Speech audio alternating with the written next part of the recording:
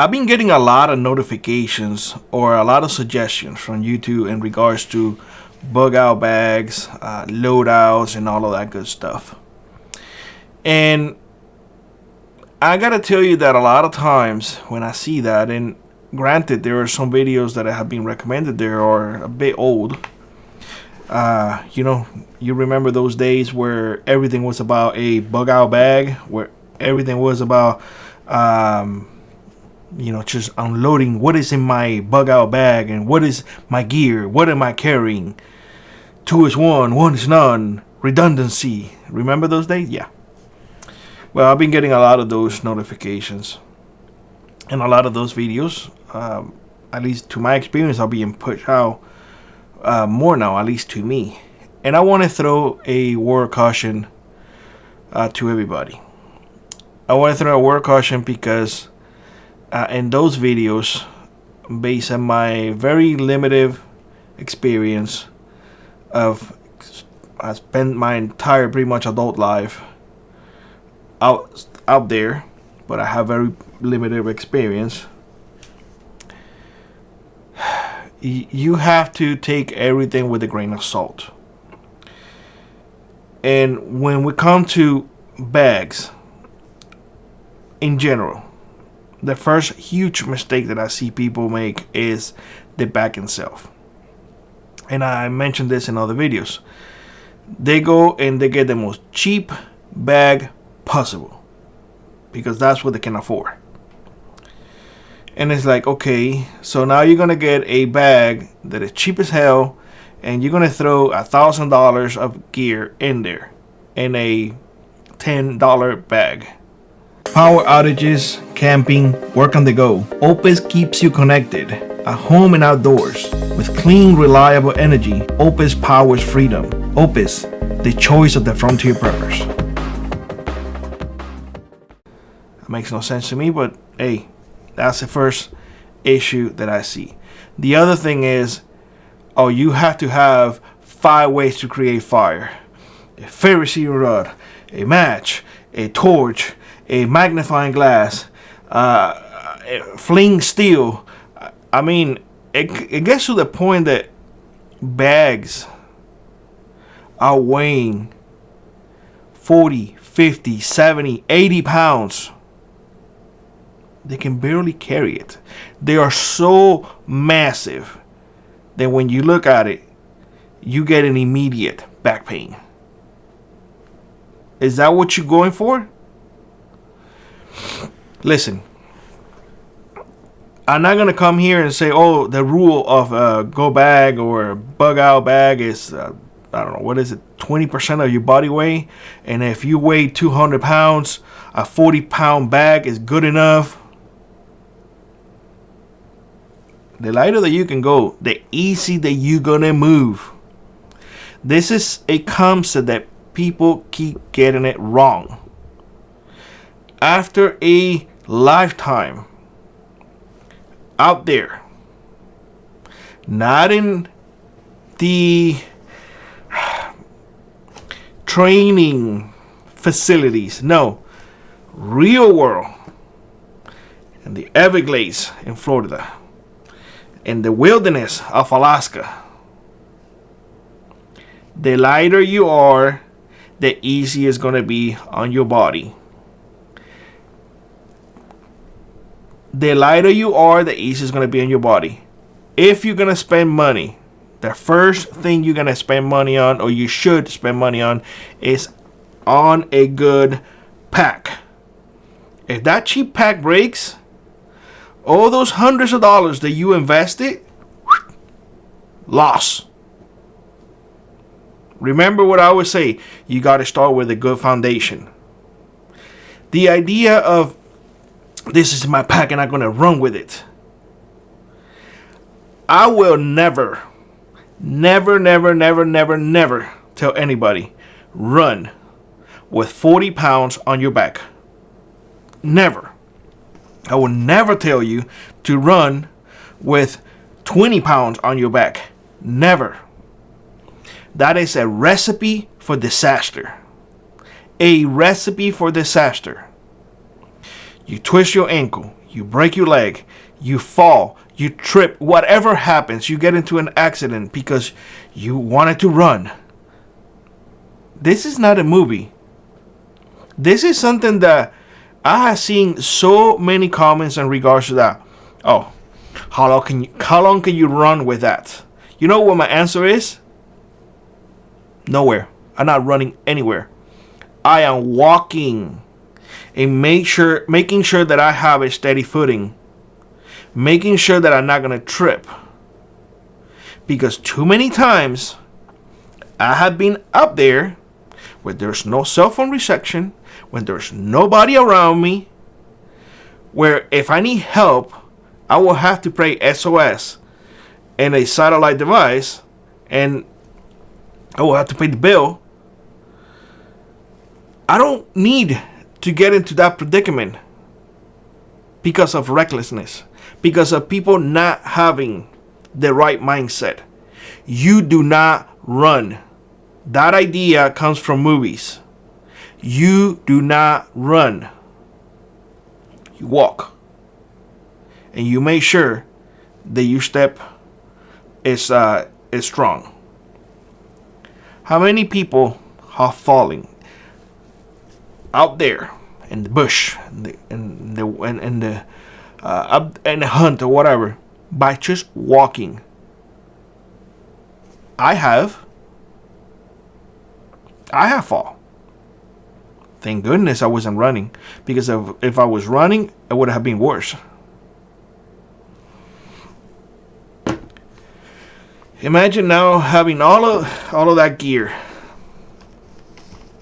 on you, and you running, and you falling, you tripping, you busting things that are not supposed to be busted. Guys, safety is something that nowadays people take for granted because they see way too many movies.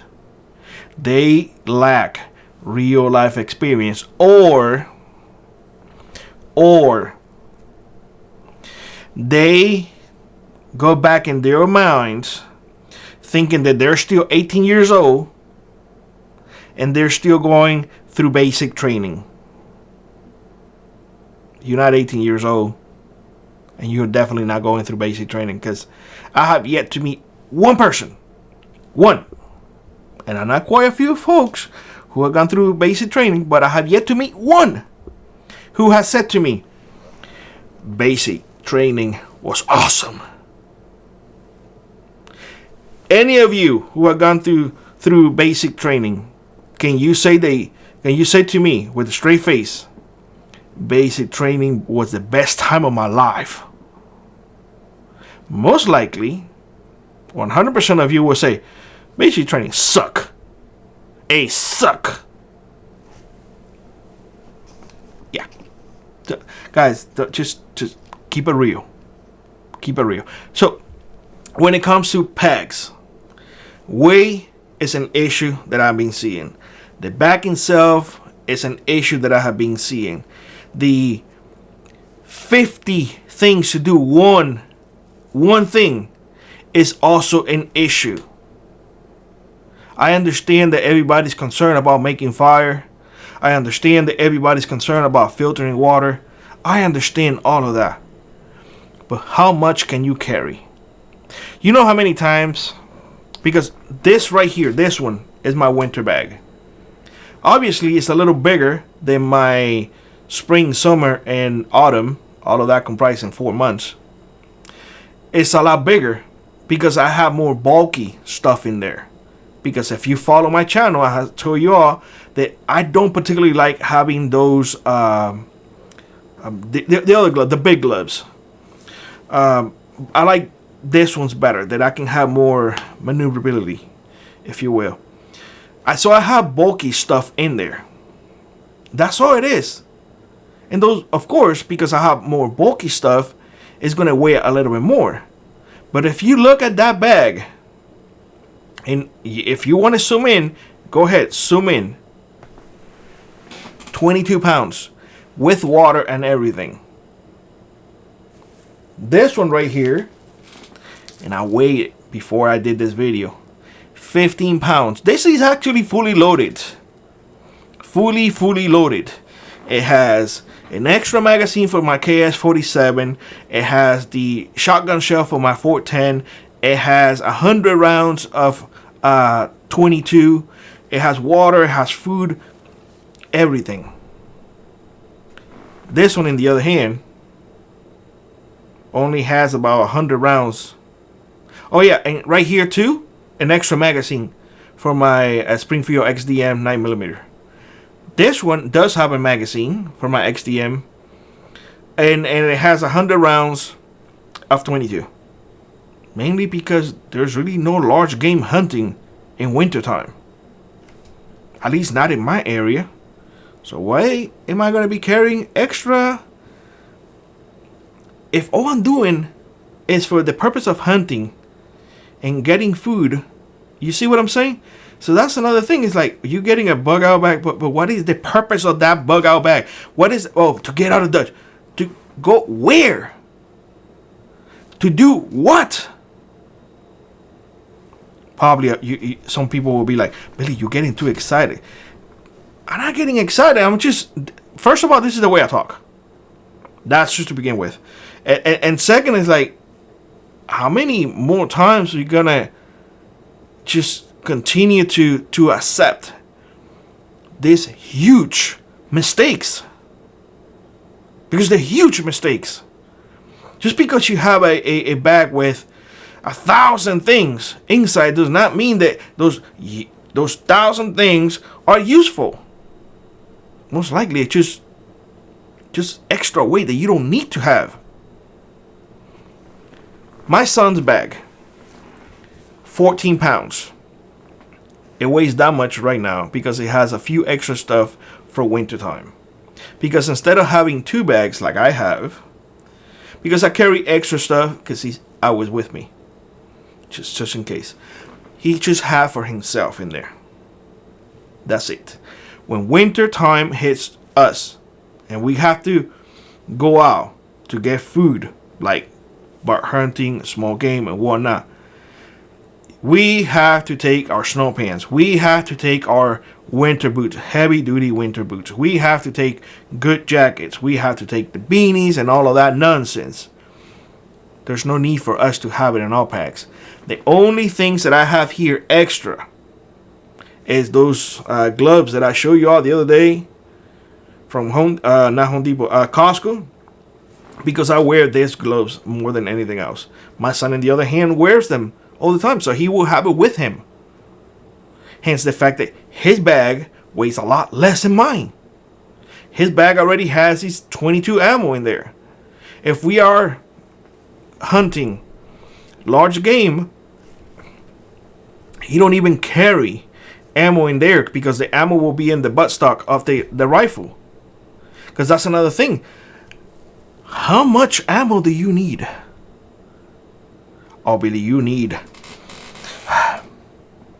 16 magazines. Because if an SHTF happened, how many times you have been in an SHTF? Well, if it happens, but again, how many times you have been in one? But you don't know what's going on, when it's going to happen. Okay? So you're going to have 16 magazines. You encourage everybody never to engage. But you want to carry 16 magazines. I talked about this before. I share with y'all how much all of that crap weighs.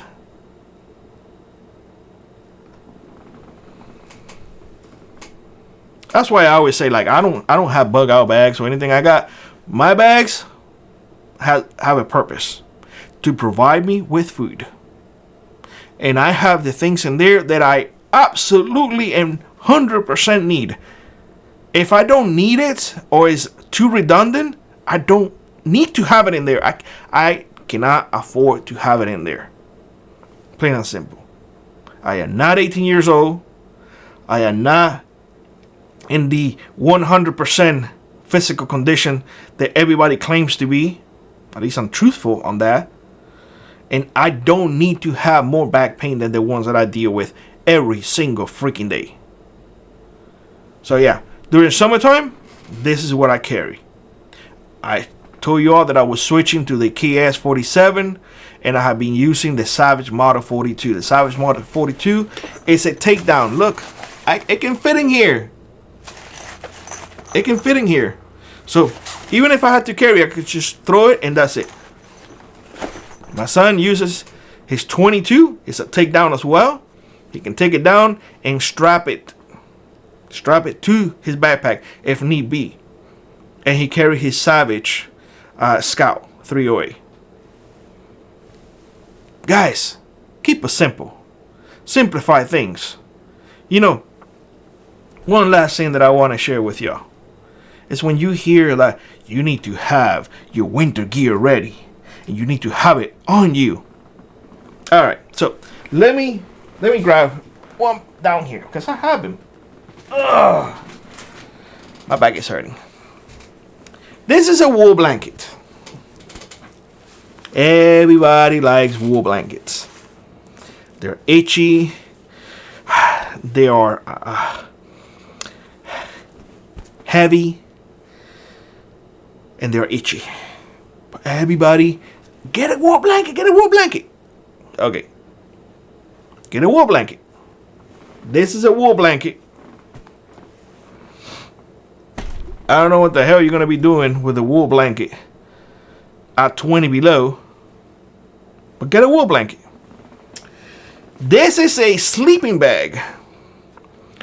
Rated for 25 below. I'm not even getting the big ones. The ones are already for 45 below. But this is a 25 below. Yeah. Let me just so you guys can see. Because this is the craziness that I hear all the time. You see?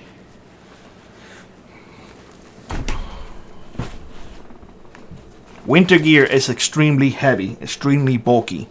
You think I'm gonna be carrying this mumbo jumbo? And for those of you who don't believe, 25 below. If focus. Anyways, 25 below. Should I remember? We were moose hunting. I think it was like 4 years ago. It was in the high 20s. I screwed up and all I took was wool blankets. Wool blankets, that's it. Man, we were cold. Get out of here. Get out of here. Come on. You see, those are the things that people don't understand unless they go through it. Oh, you need to have this. Oh, you need to have that. Just because you read it, because you saw somebody doing it, does not mean that it's 100% accurate. It just doesn't. It doesn't. I remember one time I got chewed up in regards to the Thermacell. Thermacells don't work. Thermacells don't work. Thermacell have worked really well for me. And during summertime, there is always going to be a Thermacell in there. Always. Mainly because I don't like chemicals on me. I mean, if you want to have all that cancer stuff and all of that, stuff, by all means, spray it. Whatever you want. It's your body. Again, guys, everybody's different, I guess, but I have seen so many things that it's like, guys, just look for experience. Just really, truly look for experience. People who have actually done it. And you know the people who have done it because they're like, all right, just, you don't want to listen? Go ahead and do it. Come back later on and tell me how great it was.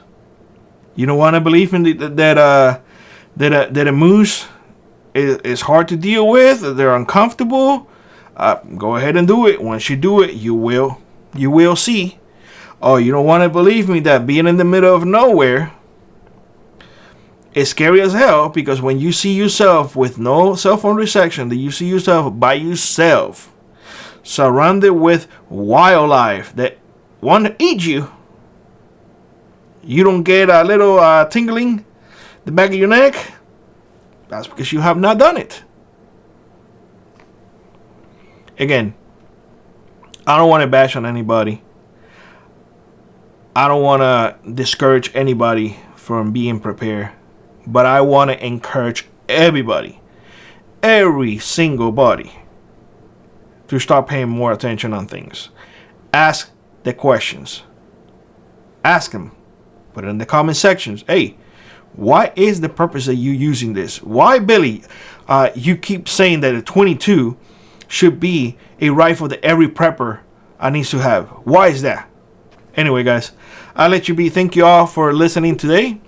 Have a great rest of your evening. I have to go on and turn on the wood stove because it is a bit chilly here. We are in the negatives. So I'll let you be. I want to go have some coffee by the wood stove. Like always, rock on, prep on, and I will see you in the next one. Bye-bye, everybody. Power outages, camping, work on the go. Opus keeps you connected at home and outdoors. With clean, reliable energy, Opus powers freedom. Opus, the choice of the frontier preppers. If you'd like to support the channel, check out the links in the pinned comment below. Consider joining our Frontier Prepper Squad or let an add to your run. It really does make a difference. And always remember, those who prepare today will not struggle tomorrow.